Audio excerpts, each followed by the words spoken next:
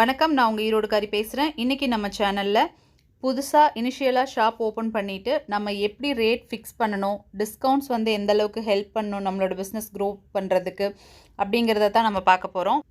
Fancy ஸ்டோரில் ஒன்றுக்கு ஒன்று தான் மார்ஜின் அப்படிங்கிறது நமக்கு தெரியும்.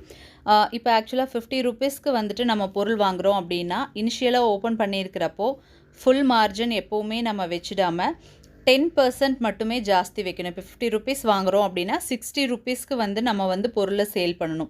இனிஷியலாக கொஞ்ச நாளைக்கு நம்மளோட இன்வெஸ்ட்மெண்ட்டில் க்ரோத் ஆகிற வரலுமே நம்ம இதுக்கான அமௌண்ட்டையுமே தனியாக நம்ம எடுத்து வச்சு தான் ஆகணும். இந்த மாதிரி செட் பண்ணுறப்போ விலை கம்மியாக கிடைக்கும் அப்படின்னு சொல்லிட்டு ஒருத்தருக்கு ஒருத்தர் சொல்லி நம்ம கடையை தேடி வருவாங்க. அட்லீஸ்ட் ஒரு 6 மந்த்ஸுக்காவது நம்மளோட ஷாப்போட ரேட் இந்த மாதிரி தான் இருக்கணும். நம்மளுக்கு ரெண்ட்டுக்கு அது எடுத்தோம்னா கூட போதும் அப்படிங்கிற மாதிரி தான் நம்ம யோசிக்கணும். ஃபஸ்ட்டு ஸ்டார்டிங் 6 மந்த்துக்கு. அதுக்கப்புறம் அட்வர்டைஸ்மெண்ட் ரொம்ப முக்கியம். நம்ம விலை கம்மியாக வச்சுருக்கோம், கஸ்டமர் தேடி வந்துடுவாங்க அப்படின்னு நம்ம நினைக்கக்கூடாது. இமயமலையிலேயே கொண்டு போய் ஷாப் வச்சாலுமே அட்வர்டைஸ்மெண்ட் ரொம்ப முக்கியம் அப்படின்னு சொல்லுவாங்க. அந்த மாதிரி அட்வர்டைஸ்மெண்ட் ரொம்ப முக்கியம். உங்களோட ஷாப்பில் இருக்கக்கூடிய ரேட் நீங்கள் வெளியில் தெரிகிற மாதிரி பண்ணணும். ஃபேஸ்புக்கில், வாட்ஸ்அப்பில் இந்த மாதிரியெல்லாம் நீங்கள் அட்வர்டைஸ்மெண்ட் கொடுக்கலாம்.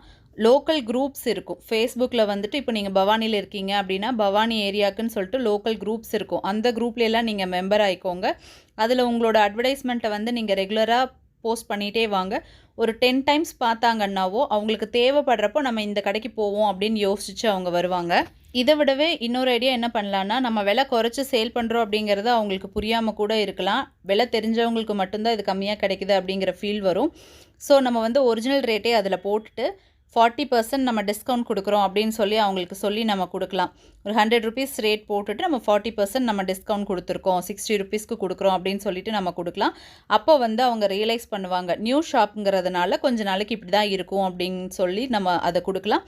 இதையே இந்த அட்வர்டைஸ்மெண்ட்டையே நம்ம ஃபேஸ்புக்லேயும் கொடுக்கலாம். நம்ம பேம்ப்ளெட் 10,000 பேம்ப்ளெட் அடித்தோம் இல்லைங்களா, அதுலேயுமே நம்ம கொடுக்கலாம். இனிஷியல் ஆஃபர் அப்படின்னு சொல்லி போட்டுட்டு 40% டிஸ்கவுண்ட் அப்படின்னு சொல்லி கொடுக்கலாம். இதுக்காகவே அவங்க தேடி வருவாங்க. நம்ம கடை இருக்குது அப்படிங்கிறத நம்ம அவங்க மைண்டில் ரெஜிஸ்டர் பண்ணிவிடுவோம். அதுக்கப்புறம் ஒரே அடியாக நம்ம அதிகப்படுத்திடாமல் விலையை நம்மளோட டிஸ்கவுண்ட் 30%-ஆக கம்மி பண்ணலாம். அதுக்கப்புறம் 20%-ஆக கம்மி பண்ணலாம். அதுக்கப்புறம் 10%-ஆக கம்மி பண்ணலாம். 10%ல் நம்ம நிறுத்திடணும். எப்போவுமே அந்த 10% ஆஃபர் நம்ம கடையில் இருக்குது அப்படிங்கிறத நம்ம வச்சுக்கணும். இந்த டிஸ்கவுண்ட் அப்படிங்கிற ஒரு விஷயந்தான் மற்ற இடத்துல விட விலை கம்மியாக கிடைக்குது அப்படிங்கிற ஒரு விஷயம் மக்கள்கிட்ட நம்மளை சீக்கிரமாக கொண்டு போய் சேர்த்தும். ஒரே பொருள் தான் நம்ம கடைக்கு வந்தால் 10% டிஸ்கவுண்ட் கிடைக்கும் அப்படின்னு சொல்லிட்டு கொஞ்சம் வாக் பண்ணாலும் பரவாயில்லன்னு சொல்லிட்டு நம்மளை தேடி வருவாங்க மக்கள். பொருளோட விலையை கம்மி பண்ணி சேல் பண்ணுறதை விட அந்த பொருளுக்கு உண்டான முழு விலையையும் போட்டுட்டு அதிலிருந்து டிஸ்கவுண்ட் கொடுத்து சேல் பண்ணுறது தான் சரியாக இருக்கும். ஏன்னா எல்லா பொருளோட விலையும் மக்கள் ஞாபகத்தில் வச்சுக்க மாட்டாங்க, கம்பேர் பண்ணிக்கிட்டே இருக்க மாட்டாங்க. இப்போ 40% அப்படிங்கிறப்ப நல்லாவே டிஃப்ரென்ஸ் தெரியும், 10% அப்படிங்கிறப்ப தெரியாது. அதனால் நம்ம இந்த மாதிரி பண்ணுறது தான் கரெக்டாக இருக்கும். அடுத்த வீடியோவில் ஷாப் டைமிங் எப்படி மெயின்டைன் பண்ணணுங்கிறத பற்றி பார்க்கலாம். வணக்கம், நான் உங்கள் ஈரோடுக்காரி.